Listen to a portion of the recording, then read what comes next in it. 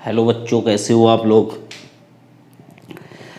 हम लोग पढ़ रहे थे एसी, और एसी में हम लोगों ने पढ़ लिया है पूरा सर्किट का एनालिसिस। एंड मैंने वो टेबल भी बनवा दी थी आई थिंक, और टेबल तक फिनिश कर दिया था।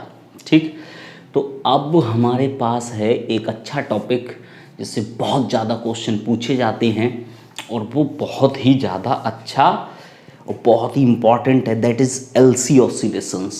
ठीक है, एलसी ऑसिलेशंस देखो,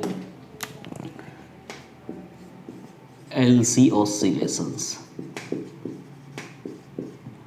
एलसी ऑसिलेशंस में है क्या, करते क्या हैं। देखो, एक फुल चार्ज कैपेसिटर लिया और इसको एक इंडक्टर से कर दिया कनेक्ट।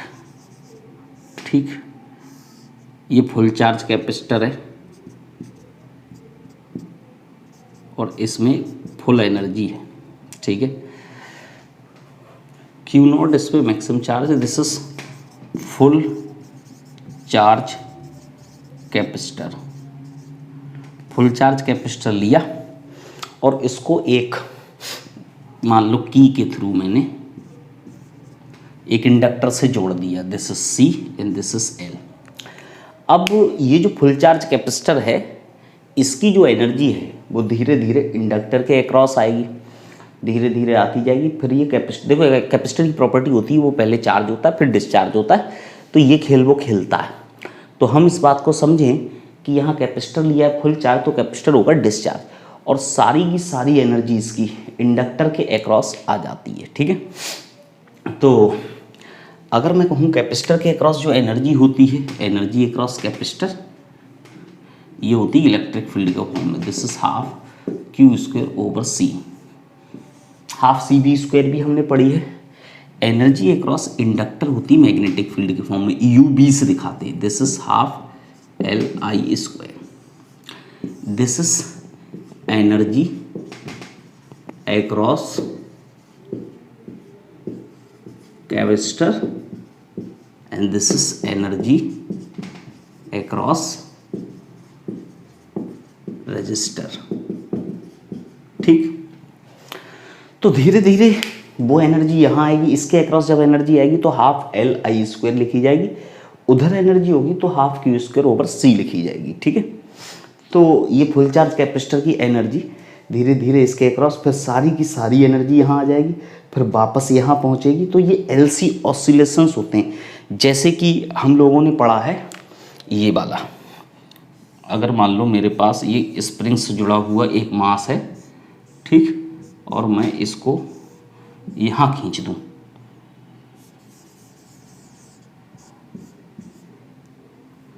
ठीक है, इस तरीके से मान लो मैं खींच दूँ अगर इसको, तो यहाँ पे इस समय इसके पास पोटेंशियल एनर्जी होगी।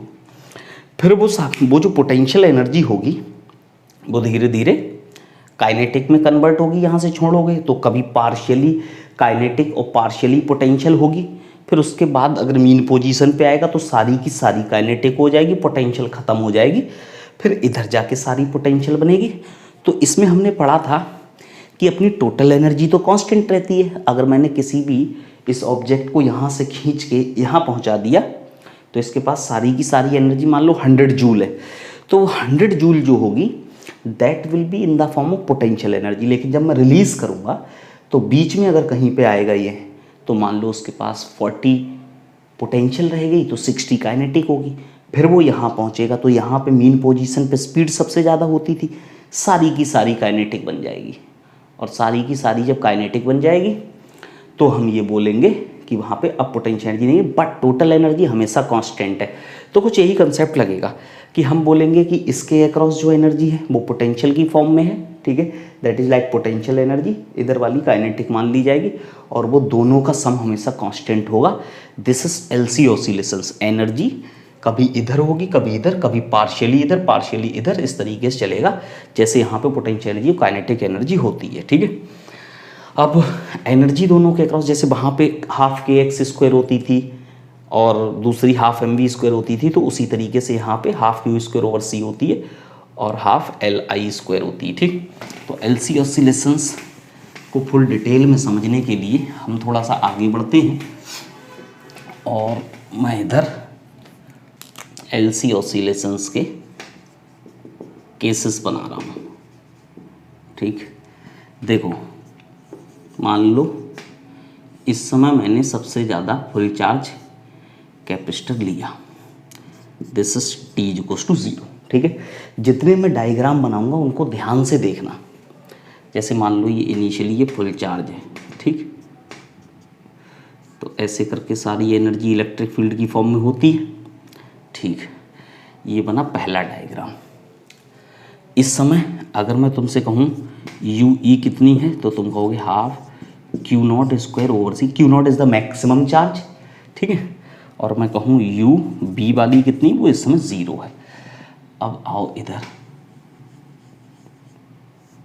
अगर तुम यहाँ देखो तो फिर ये कैपेसिटर धीरे धीरे डिस्चार्ज होना शुरू होगा। डिस्चार्ज होना शुरू होगा तो यहाँ पे करंट आई आएगा और मान लो कुछ एनर्जी इसके अक्रॉस आ जाएगी, तो इसके अक्रॉस होती है मैग्नेटिक फील्ड की फॉर्म में। ठीक है, तो this is T is equals to T by 8, U E हो जाएगी half Q square over C और U B is equals to half L I square. ठीक, ये दूसरा डायग्राम।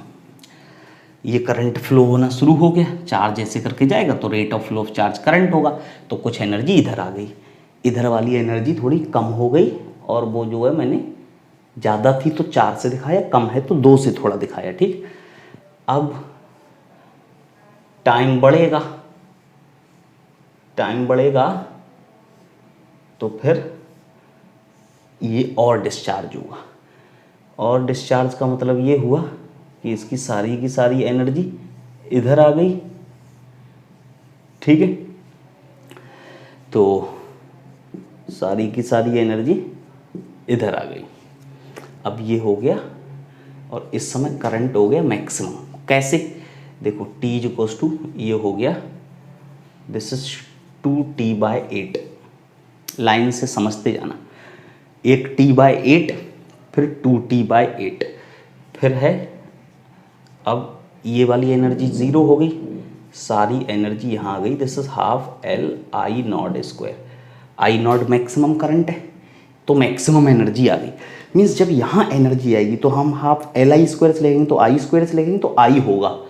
जब मैंने यहाँ लिखी थी तो सारी एनर्जी यहाँ थी, चार्ज के फॉर्म में थी, उस समय चार्ज फ्लो हो नहीं रहा था, सारा चार्ज एक्यूमुलेटेड था, तो जब चार्ज फ्लो नहीं हो रहा था तो करंट नहीं था, इसलिए हाफ एल आई स्क्वायर वाला टर्म 0 था।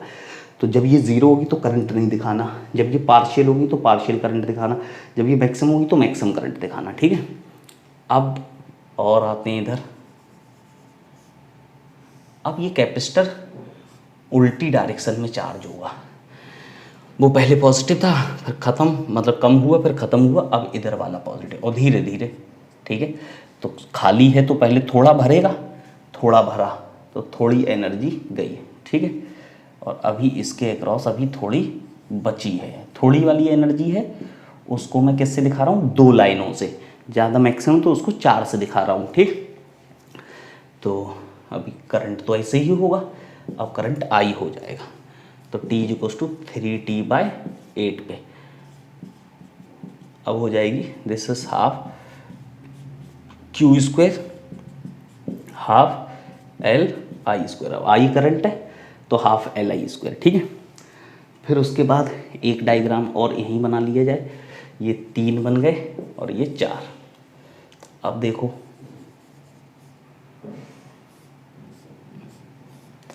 अब ये इधर वाली डायरेक्शन में फुल चार्ज हो जाएगा, सारी एनर्जी इधर आ गई, तो अब कोई करंट नहीं है। T is equals to 4t/8 पे सारी की सारी हो गई पोटेंशियल, मीन्स इलेक्ट्रिक फील्ड वाली, और ये वाली हो गई 0। ठीक है, अब देखो अब क्या होगा, अब देखो फिर से वो डिस्चार्ज होना शुरू होगा। अब देखना करंट की डायरेक्शन, जो पॉजिटिव प्लेट है उस पॉजिटिव प्लेट से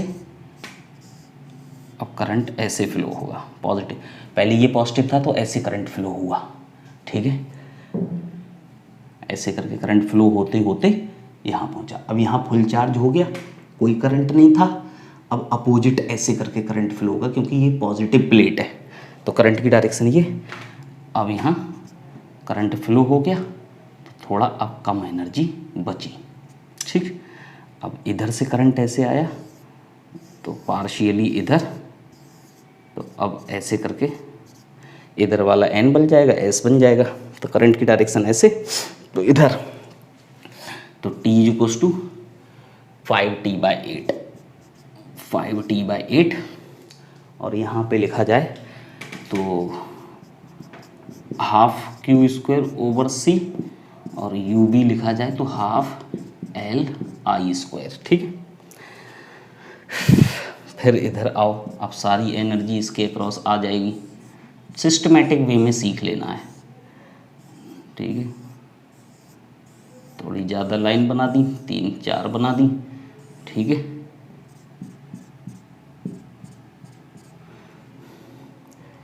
तो T equals to 6T/8, UE0, UB equals to ½ LI²। अब करंट आ गया मैक्सिमम, ठीक।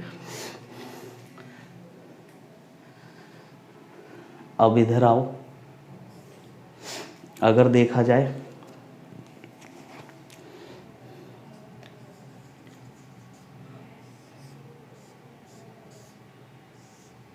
सारी उधर पहुंच गई। अब ये पार्शियली इधर वाला चार्ज होना शुरू हो जाएगा, अभी डिस्चार्ज हो गया ना कंप्लीटली, करंट ऐसे जा ही रहा है तो अब ये पॉजिटिव चार्ज हो जाएगा, ठीक है। तो पार्शियली 2 ही बना लो जाए, ठीक है, 2 लेके चल रहे हैं, ज़रूरी नहीं है, बस बात ये है कि पार्शियल एनर्जी तो पार्शियल दिखानी है, ठीक है। तो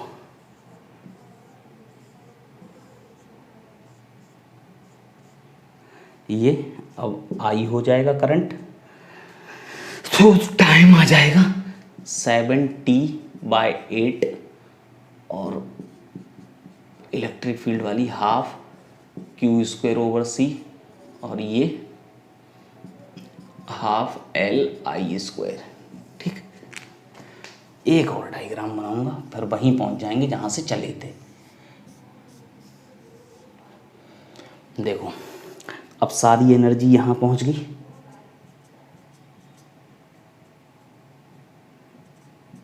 बिल्कुल पहले वाले डायग्राम पे पहुंच गए।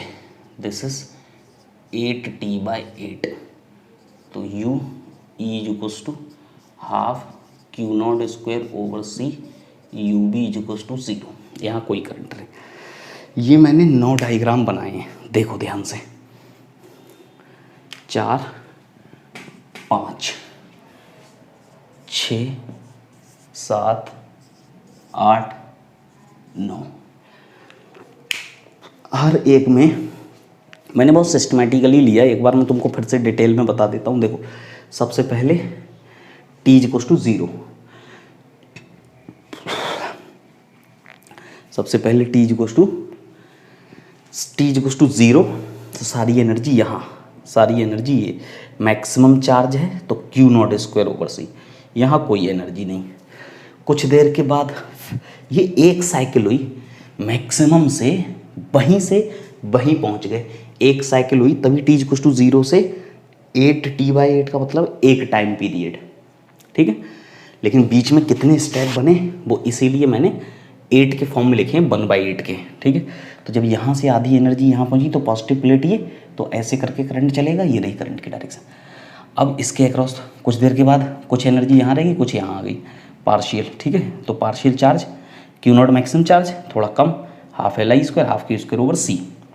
जब यहाँ एनर्जी दिखाओगे तो करंट फ्लो हो रहा, तभी यहाँ एनर्जी है, इसलिए I दिखा दिया, ठीक है। ऐसे करके करंट आएगा तो मैग्नेटिक फील्ड इधर N बनेगा, S बनेगा, तो मैग्नेटिक फील्ड ऐसे करके आ जाएगा। फिर उसके बाद कुछ देर के बाद अब सारी की सारी एनर्जी यहाँ, तो थोड़ी एनर्जी ज़्यादा दिखा रहे हैं, मैग्नेटिक फील्ड लाइन से ज़्यादा, थोड़ी 3 है तो इधर भी 4 बना लो, वो थोड़ा सा कोई इतनी बड़ी बात नहीं है। लेकिन वो दिखाना है। सारी एनर्जी यहाँ पहुँच गई तो T/8 तो 2T/8, थोड़ा और टाइम लगा, मान लो 1 सेकेंड 2 सेकेंड, टाइम पीरियड अगर 8 सेकेंड है तो ठीक है, तो ये 1 सेकेंड है, ये 2 सेकेंड है। अब यहाँ से यहाँ पहुँच गई, करंट ऐसे मैक्सिमम एनर्जी मैक्सिमम करंट दिखाओगे, ठीक, मतलब जब यहाँ एनर्जी दिखाओगे तो करंट होगा, जब यहाँ एनर्जी दिखाओ तो करंट नहीं होगा, जब दोनों जगह दिखाओ तो पार्शियल करंट होगा। फिर ये फुल चार्ज, अब धीरे धीरे यहाँ से डिस्चार्ज, ये तो डिस्चार्ज हो गया था पूरा, अब यहाँ से एनर्जी इधर पहुँचेगी, लेकिन करंट ऐसे तो एनर्जी यहाँ से, तो एनर्जी बेसिकली तरीका ये है कि यहाँ से एनर्जी यहाँ पहुँचेगी, फिर यहाँ से एनर्जी यहाँ पहुँचेगी। तो देखो वहाँ से यहाँ पहुँची थोड़ी, फिर सारी यहाँ पहुँची, अब यहाँ से यहाँ पहुँच रही, लेकिन ऐसे करंट है तो पहले ये पॉजिटिव फिर ये पॉजिटिव, अब ये पॉजिटिव, तो भाई खाली है तो पहले आधा भरेगा फिर पूरा भरेगा तो कोई करंट नहीं, तो 3T/8 के बाद 4T/8, ठीक। अब 4T/8, फिर उसके बाद देखो 6, तो यहाँ से इस तरीके से ये रहा। अब देखो वो उधर फुल चार्ज हो गया, अब ये पॉजिटिव हो गया तो इधर से करंट ऐसे करके फ्लो होगा, ठीक है, तो करंट की डायरेक्शन ये बदल गई और ऐसे करंट बदला तो मैग्नेटिक फील्ड भी जो पहले नीचे की तरफ दिख रहा था अब ऊपर की तरफ दिखने लगेगा, ठीक। अब यहाँ पे भी पार्शियल करंट है, ठीक है, फिर इससे आगे बढ़ो, अब ये फिर से फुल डिस्चार्ज हो जाएगा तो यहाँ सारी एनर्जी, तो 5T/8 6T/8, इसी तरीके से आगे का खेल। तो मुझको वहीं पहुँचना था जहाँ से मैं चला, मैं इस पॉजिटिव प्लेट से चला था, सारा चार्ज यहाँ था पॉजिटिव वाला, तो वहीं पहुँचा दिए, तो एक साइकिल कंप्लीट हो गई। तो इस तरीके से होगा, ठीक है, इसको तुम प्यार से एक बार बना के देख लेना। 9 डायग्राम है क्योंकि पहला वाला डायग्राम रिपीट हुआ है इसलिए 9 डायग्राम, ठीक है। अब देखो इसको तो मैं मिटा देता हूँ, अब आगे बढ़ते हैं थोड़ा सा। देखो इस तरीके से एनर्जी की शेयरिंग हो रही है,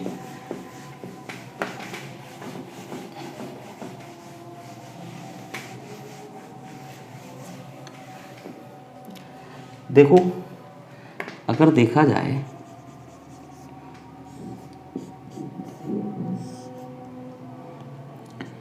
तो मान लो QC और इधर L, किरचॉफ वोल्टेज लॉ लगाओ, देखो V = Q/C प्लस LdI/dt = 0, ठीक है। करंट धीरे धीरे बढ़ रहा है तो ठीक है, LdI/dt। अब यहाँ से Q = देखो I = क्या होता है dQ/dt, तो I की जगह Q/C प्लस L d2Q/dt² = 0, या फिर ऐसे लिखो dQt/dt² प्लस Q/LC = 0। L से इक्वेशन को डिवाइड किया। अब ये मैं ऐसी इक्वेशन बना रहा हूँ जो हमने d2x/dt² plus ω²x = 0, this is differential form of SHM। SHM का डिफरेंशियल फॉर्म है। तो यहाँ से अब तुम देखो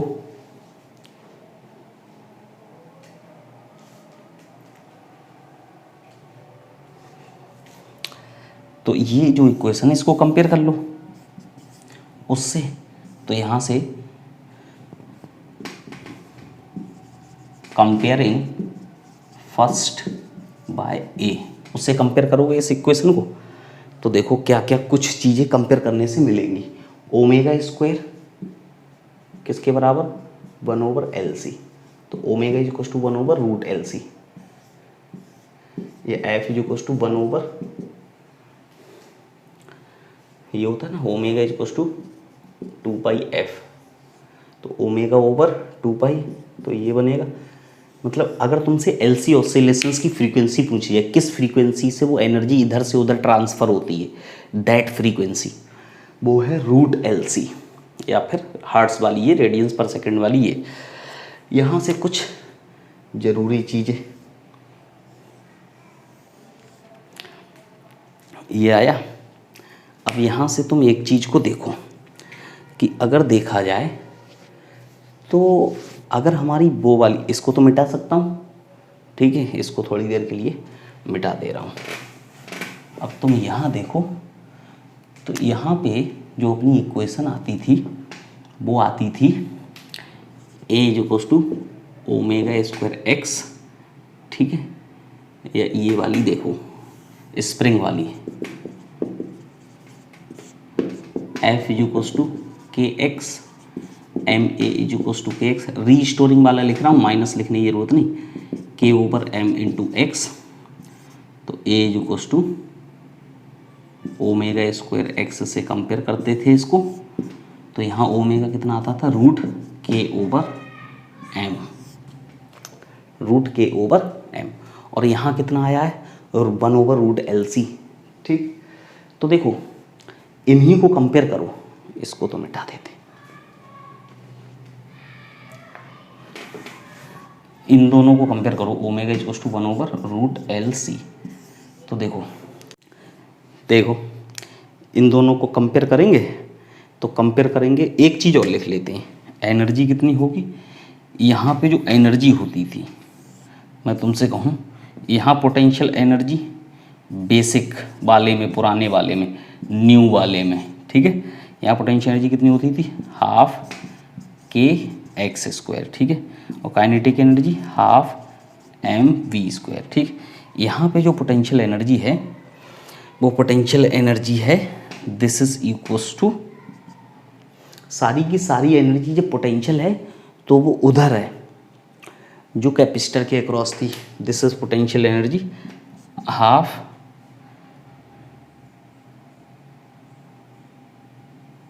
क्यू स्क्वायर ओवर सी, ठीक। यहाँ आओ, यहाँ kinetic half L I square, मतलब बहुत ध्यान से कंपैरिजन याद रखना है, ठीक है। अब थोड़ा सा कंपैरिजन यहाँ कर लें, यहाँ पे क्या होता था, देखो यहाँ मास होता था पुराने वाले में, तो यहाँ मास के करस्पॉन्डिंग एल है, this is just like L is the inertia of electricity, ये बताया था, तो मास वहाँ इनर्शिया का फैक्टर, यहाँ एल इनर्शिया फैक्टर, बाकी यहाँ से भी पता चलेगा, देखो हाफ एम वी स्क्वायर, तो ये, ठीक। दूसरी बात, अगर इसी इक्वेशन को देखा जाए तो मैंने यहाँ क्या लिखा था, D Q T over D T square plus 1 over L C into Q equal to 0, तो क्यू किसके करस्पॉन्डिंग, एक्स के करस्पॉन्डिंग, तो यहाँ x होता था तो यहाँ q है, यहाँ D x over D T V होता था, तो यहाँ D Q over D T I है, वहाँ से भी देख सकते हो उस चीज़ को, यहाँ से भी देखो, यहाँ वेलोसिटी है तो यहाँ करंट है, ठीक। फिर उसके बाद अगर देखा जाए, हाँ अब यहाँ आओ फ्रीक्वेंसी, यहाँ से भी देख लो, देखो x तो q है, तो k इक्वल्स टू 1 ओवर सी है, यहाँ पे k होता था फोर्स कांस्टेंट, यहाँ पे 1 ओवर सी है, यहाँ पे 1 ओवर सी है, ठीक है। इस तरीके के टर्म्स यहाँ देखने को मिलेंगे, और ये तुमको याद रहे कि एल का कंपैरिजन क्या होता है, किससे कंपेयर करते थे, कौन सी एनर्जी क्या है, वहाँ potential energy half K X square, यहाँ पोटेंशियल एनर्जी किसकी वाली, कैपेसिटर वाली, ठीक है, तो half Q square over C, वहाँ kinetic energy half M V square, यहाँ पे kinetic energy half L I square, ठीक है, मास इनर्शिया को रिप्रेजेंट करता है, ऑटोमेटिकली फिर तुमको चीज़ें वहाँ पे मिल जाएंगी, ठीक है। ये कुछ टर्मिनोलॉजी तुमको याद रखनी है, तो यहाँ पे एक्सेलरेशन काफ़ी, इसी से काम चल जाएगा, ठीक है।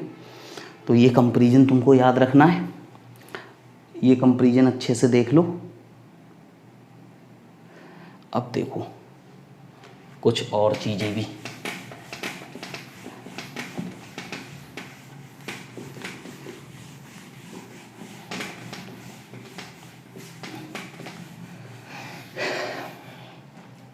देखो energy conservation in LC circuit,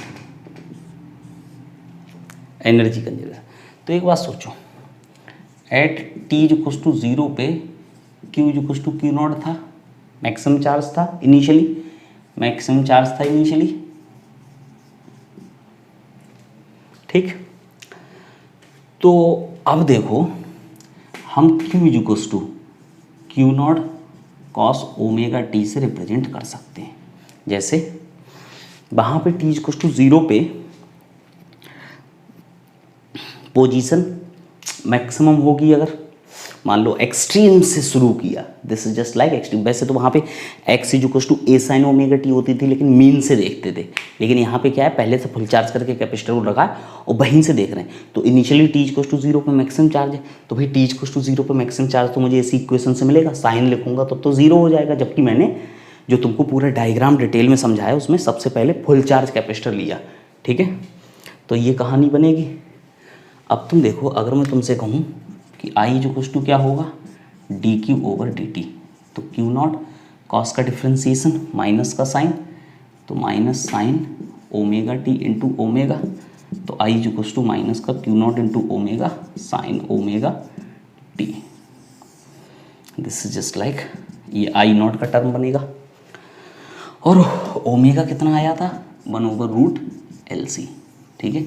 अब देखो energy at any time, energy at any time, ठीक। कितनी होगी total energy, this is half Q square over C plus half L I square, half Q square तो q not square cos square omega t divided by C plus half L I square, तो q not square omega square sine square omega t, तो यहाँ से half Q not square बाहर, ठीक है, and cos square omega t divided by सी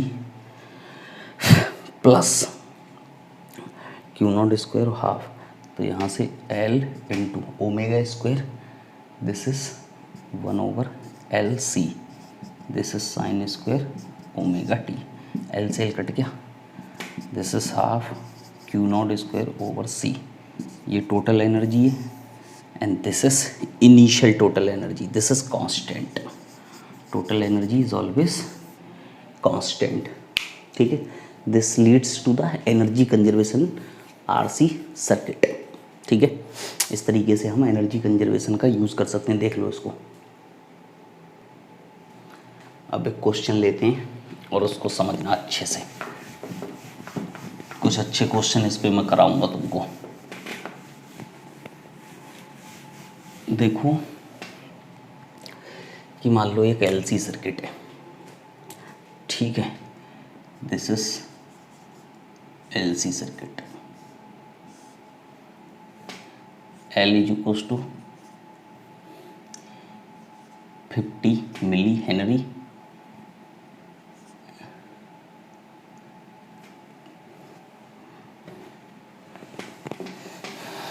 ऐसे समझो एक LC सर्किट है, उसके मैंने कुछ इंडक्टर की कुछ इंडक्टेंस की वैल्यू ले रहा हूँ, ठीक है।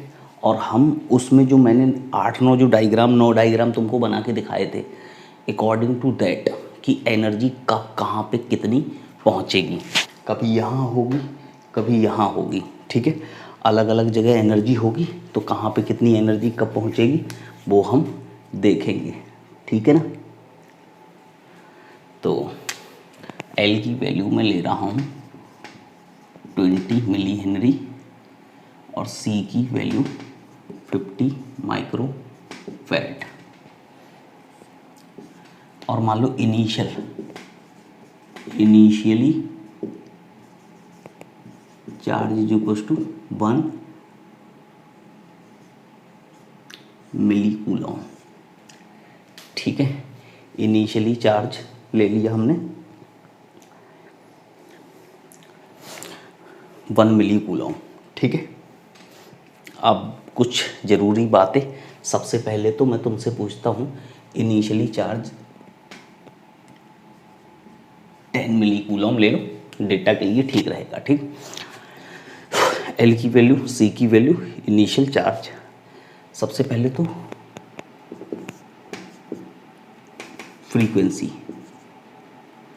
Of LC oscillation, frequency of LC oscillation कितनी होगी, omega is equals to 1/√LC 1/√20 into 10⁻³ into 50 into 10⁻⁻6। तो 1 6 और 3 9, एक यहाँ से एडजस्ट कर दो, 8 बचेगा, 10⁻⁴ ऊपर चला जाएगा और नीचे आ जाएगा 10, this is 10⁻³ radians per second. Omega आ गया। पहला क्वेश्चन तो यही है। दूसरा क्वेश्चन ये है कि ये बताओ कि कब, सेकेंड क्वेश्चन ये है कि तुमको ये बताना है कि कब सारी एनर्जी अक्रॉस द कैपेसिटर होगी, कब सारी एनर्जी अक्रॉस द इंडक्टर होगी। ये 2 क्वेश्चन और, ठीक। तो देखो,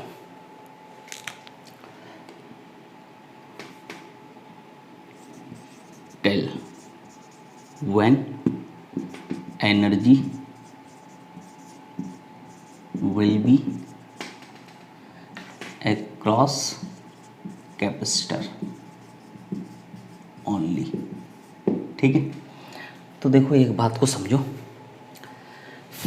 कि अपना Q = Q0 cos omega t है। इफ Q = अगर ±Q0 हो तो, ठीक है, मीन्स cos ओमेगा t ±1 हो। और ये ±1 कब होगा, जब ओमेगा t = देखो या तो हो 0 या हो पाई या हो 2π, ठीक है।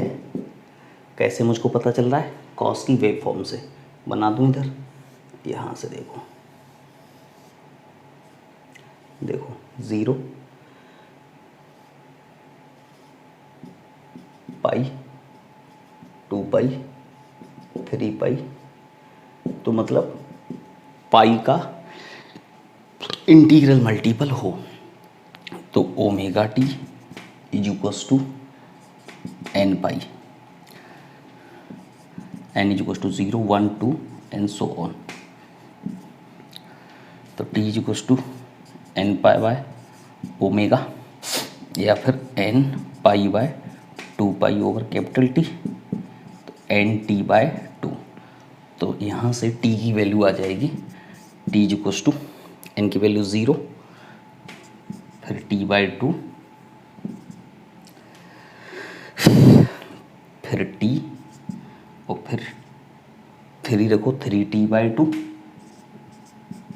एंड सो ऑन, या फिर लिख लो 0.5t, t 1.5t, इस तरीके से 0.5 के गैप से चलता रहेगा, ठीक है। ये वो टाइम है, टाइम पीरियड के रिस्पेक्ट में, ठीक। अब ये आ गया। अब तुम वहाँ पे सोचो, जो अपने 9 डायग्राम बने हुए थे उसमें देखो t = 0 पे वहाँ थी, फिर t/8 पे आधी आधी गई, फिर t/4 पे सारी इंडक्टर के अक्रॉस गई, मतलब 2t/8 पे, फिर 3t/8 पे फिर आधी आधी गई, फिर 4t/8 मतलब t/2 पे फिर से अक्रॉस कैपेसिटर आ गई उल्टी डायरेक्शन में। इसीलिए वो मैंने +-1 लिया है, ऊपर नीचे हो सकता है, कभी ऊपर वाली प्लेट पे पॉजिटिव कभी नीचे वाली पे, इसलिए +- Q = या तो +Q0 या फिर -Q0। इसका मतलब वही है, या तो ऊपर वाली पे या नीचे वाली, ठीक। फिर उसके बाद तीसरा क्वेश्चन,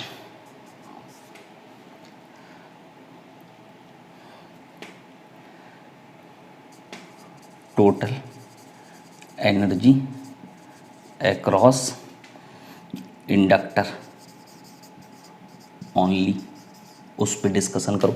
तो देखो एक बात समझो, अगर इंडक्टर के अक्रॉस में बात करूं तो इनके बीच वाला आएगा, कैसे आएगा? देखो जब कैपेसिटर हो जाएगा खाली तो Q इक्वल्स टू कितना हो जाए, 0। तो Q इक्वल्स टू क्या है, Q0 कॉस ओमेगा टी। तो कॉस ओमेगा टी कितना हो, 0।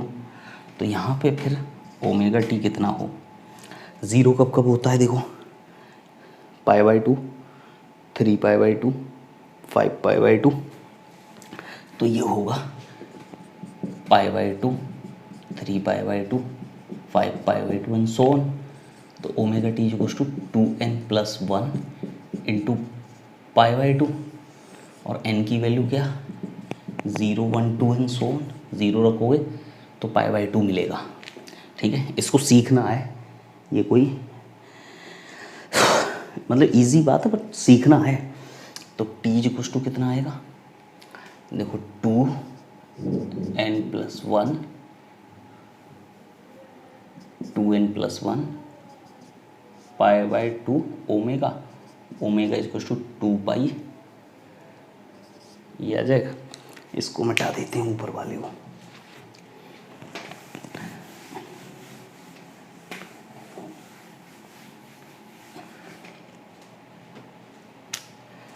ठीक है, तो t इक्वल्स टू कितना आया, 2n+1 π/2 2π ओवर कैपिटल टी।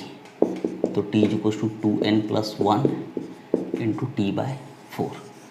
तो n इक्वल्स टू क्या है, 0, 1, 2 एंड सो ऑन। तो टाइम कौन से आएंगे, t/4,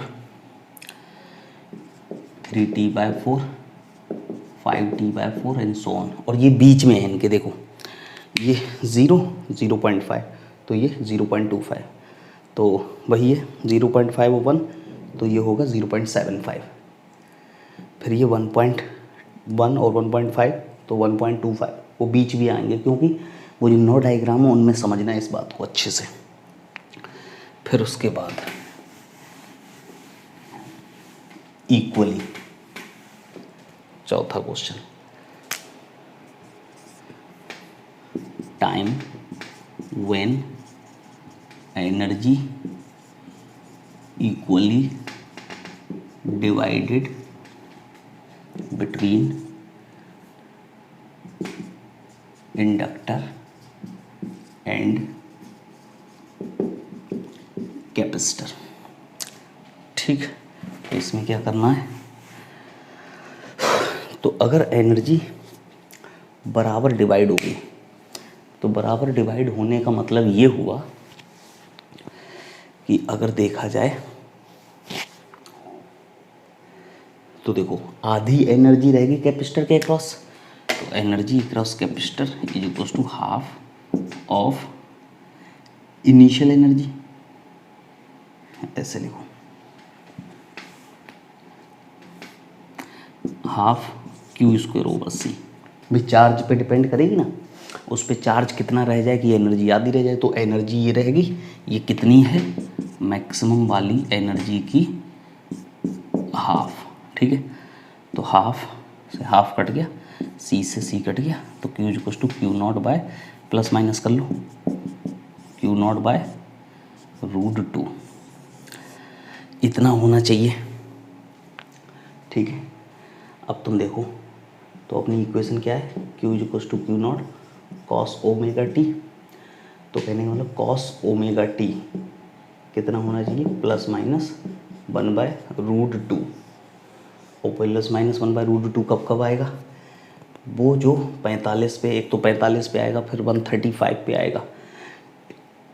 तो π/4, 3π/4, 5π/4, इस तरीके से। तो कहने का मतलब ये आएगा ऐसे कि omega t is equals to π/4, 3π/4, 5π/4 and so on. तो t is equals to odd है ना, 1, 3, 5 ऑड है, तो 3π/4 बाय ओमेगा। तो t is equals to 2n+1 into π/4, 2π over capital T, cut गया। T is equal to 2n+1 T/8। तो ये जो टाइम आएंगे t is equal to n की वैल्यू तो वही है, एन की वैल्यू क्या है 0, 1, 2 एंड सो ऑन, ठीक है। एन की वैल्यू 0 रखोगे तो π/4 आएगा, 1 रखोगे 3 π/4 आएगा, 2 रखोगे 5 π/4 आएगा। ये जो मैं 2n+1 करके मानता हूँ तो उसमें n की वैल्यू ये वाली रखने पे यहाँ से यहाँ तक ये वाली वैल्यू मिलनी चाहिए, क्योंकि वो रिपीटिशन हो रहा ना, बार बार वही मिलेगा।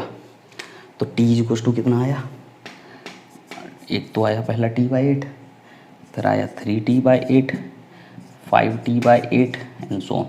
ये वो टाइम है। अब एक बात सुनो, जैसे ही तुमको ये मिलते हैं 5 π/4, 3 π/4, मैंने कहा था पाई का मतलब होता है T/2, तो T/8, 3T/8, 5T/8 वो डायरेक्ट भी निकाल सकते हो, वही बात है, ठीक है। ये है।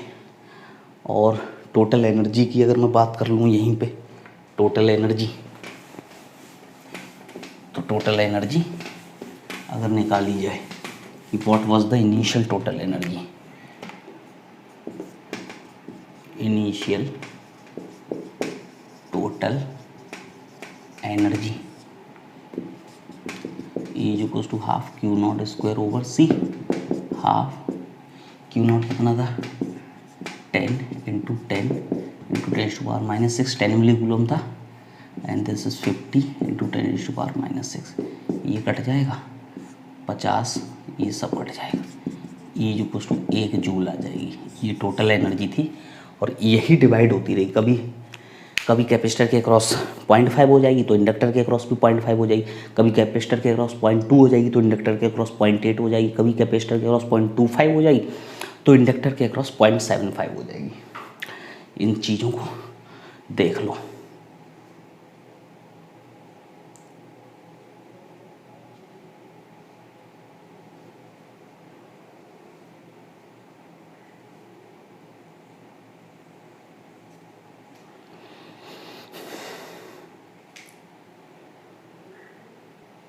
देखो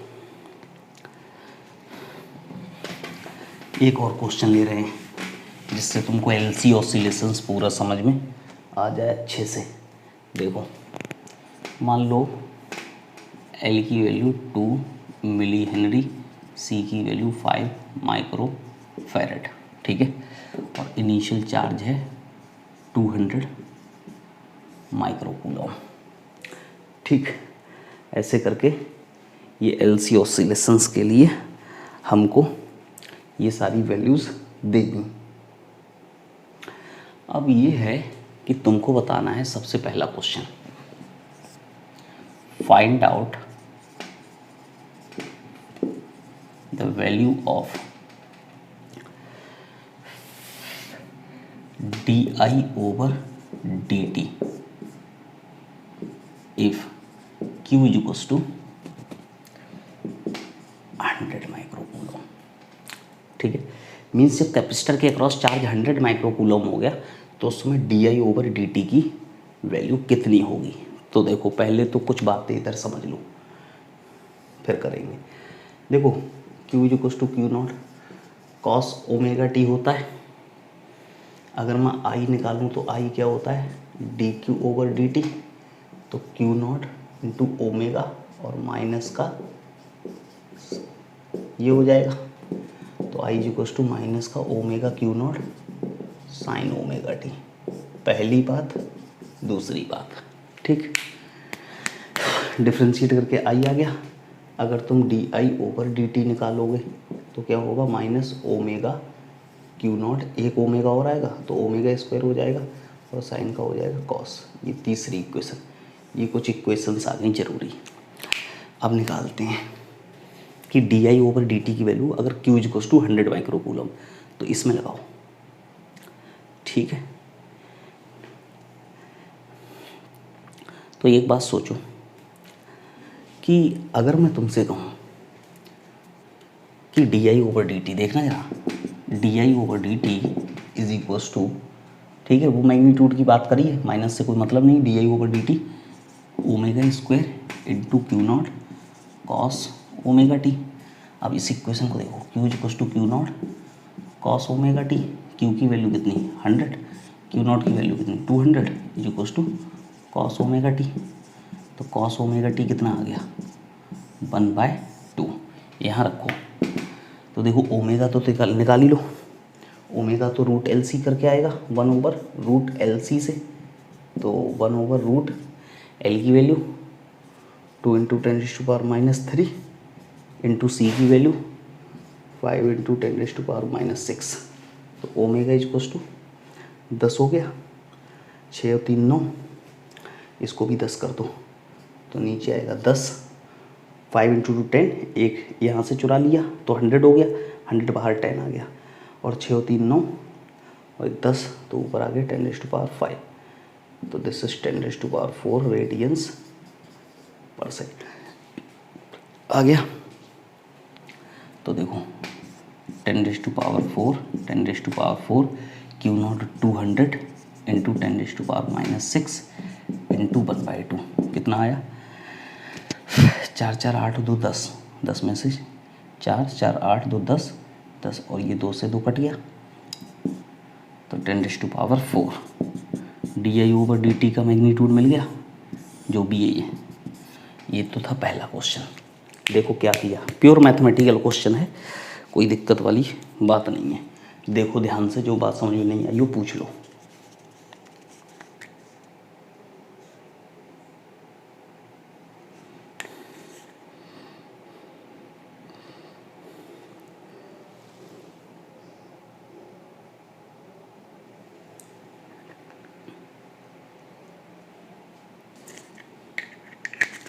देखो अब क्या करना है कि दूसरा क्वेश्चन ये पूछते हैं कि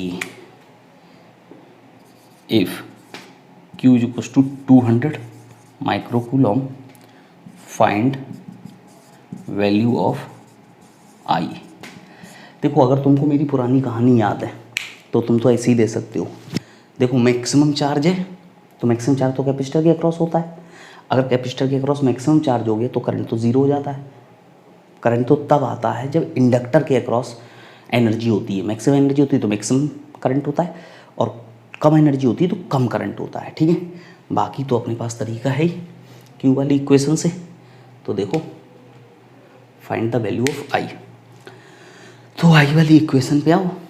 ठीक है, आई वाली इक्वेशन पे अगर आओगे तो आई की वैल्यू अगर मान लो क्यू इज इक्वल टू, तो यहाँ से देखो मैक्सिमम होगा तो कॉस ओमेगा टी कितना होगा। देखो Q is equal to Q not cos omega t, तो ये भी 200 ये भी 200, तो कॉस ओमेगा टी कितना हो गया 1, और अगर कॉस ओमेगा टी 1 हो गया तो ओमेगा टी कितना हो गया 0। भाई कॉस 0 की वैल्यू 1 होती है, पहली बार मैं ही ले रहा हूँ ओमेगा टी, तो यहाँ से आई इज इक्वल टू कितना हो गया बाई सेकेंड इक्वेशन। ठीक है, आई इज इक्वल टू कितना हो जाएगा 0, आई इज इक्वल टू कितना हो जाएगा देख लो 0।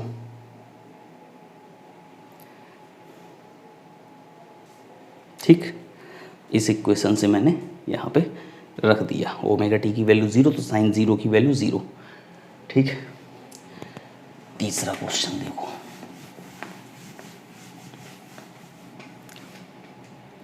तीसरा है find the maximum current. Find maximum current, find the maximum current in the circuit. Maximum current कितना होगा भाई, एक बात है मैक्सिमम करंट तो वो ओमेगा इंटू क्यू नॉट है, तो सिंपल है I is equal to omega into q naught हो जाएगा। I is equal to omega कितना है 10⁴, क्यू नॉट कितना है 200 इंटू 10⁻⁻6, तो 200 divided by 100, this is 2 ampere maximum आ जाएगा। फिर क्वेश्चन ये हुआ, एक और क्वेश्चन है, और वो क्वेश्चन ये है कि अगर, ये भी बहुत प्यारा क्वेश्चन है कि तुमको बताना है कि फाइंड आउट जब करंट मैक्सिमम करंट का आधा हो। ठीक है, जब करंट मैक्सिमम करंट का आधा हो तब तुमको बताना है चार्ज। ठीक है, जब करंट मैक्सिमम करंट का आधा हो तब तुमको बताना है चार्ज। ठीक है, देखो जब करंट मैक्सिमम करंट का आधा हो तब तुमको बताना है चार्ज। तो देखो ये एनर्जी कंजर्वेशन से होगा, इसको बहुत ज़्यादा ज़रूरी है समझना, energy conservation. Find Q if I is equals to I maximum divided by 2।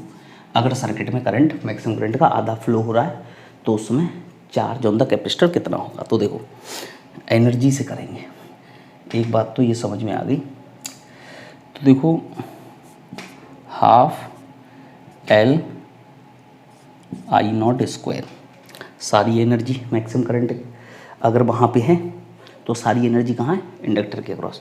और फिर कितना, half Q square over C plus half L I square. ये काटो, ये मैंने टोटल एनर्जी वो बैलेंस है, किसी टाइम पे इतनी इधर हो गई और इतनी इंडक्टर के अक्रॉस इतनी कैपेसिटर के अक्रॉस, दोनों जोड़ के टोटल एनर्जी है वो, चाहे half Q square over C लिख लूँ। ठीक है, तो देखो Q square over C is equals to L I naught square minus L I square. तो Q square is equals to C L I naught square minus I square. ये आई कुछ इक्वेशन, इसको थोड़ा सा रीअरेंज कर लो। इनकी ओमेगा है 10⁴, ठीक है, ओमेगा की वैल्यू है 10⁴, हमको पता है। अब Q इज इक्वल्स टू कितना आया, रूट में L इंटू सी।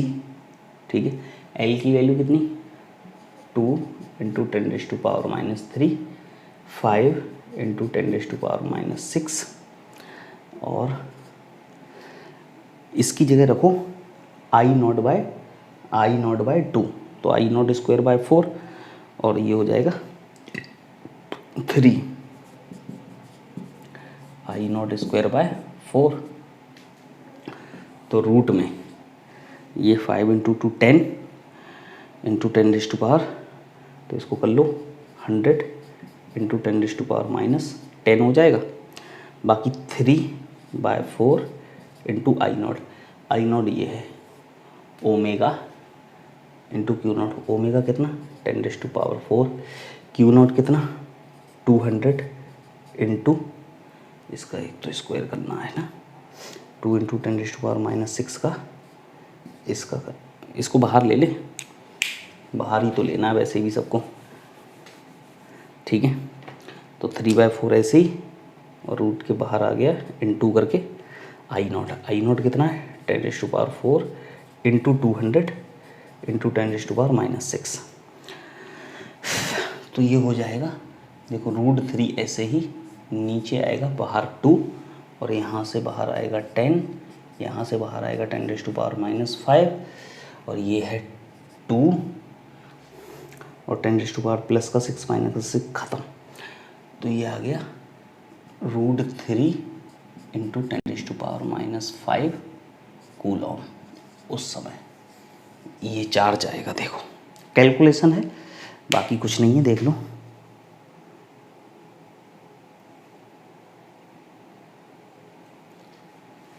ठीक है, क्या किया एक बार समझ लो। एनर्जी कंजर्वेशन लगाया प्यार से, टोटल एनर्जी सारी की सारी वो 2 पार्ट में डिवाइड हो जाएगी किसी भी टाइम पे, वही कहा। और ये एनर्जी कंजर्वेशन लगा के मैंने ये इक्वेशन बनाई। इक्वेशन बनाने के बाद वैल्यू रखी, ये वाला करंट मैक्सिमम करंट का आधा, तो ये बन गया। इधर इसको ले लिया बाहर, रूट में रह गया 3/4, और ये हो गया, कट गया पूरा, ये रह गया 10 बाहर आया, -5 बाहर आया, 2 से 2 कट गया, ये 10⁻⁻5, तो ये 10⁻⁻4 है। ठीक है, इतना चार्ज होगा। ये LC ऑसिलेशन की पूरी कहानी है। ठीक है, इसको अच्छे से समझ लो, फिर हम पढ़ेंगे। ठीक है, इसको अच्छे से रिवाइज कर लेना, फिर हम पढ़ेंगे ट्रांसफार्मर, ठीक है। ट्रांसफार्मर बचा है ऐसे समझ लो, और उसके साथ चोक कॉइल बताऊंगा, वो छोटा सा ही टॉपिक है, लेकिन ट्रांसफार्मर मेन है, वो होगा करीब आधे घंटे में। तो बस ठीक है, बाकी करते हैं अगली बार।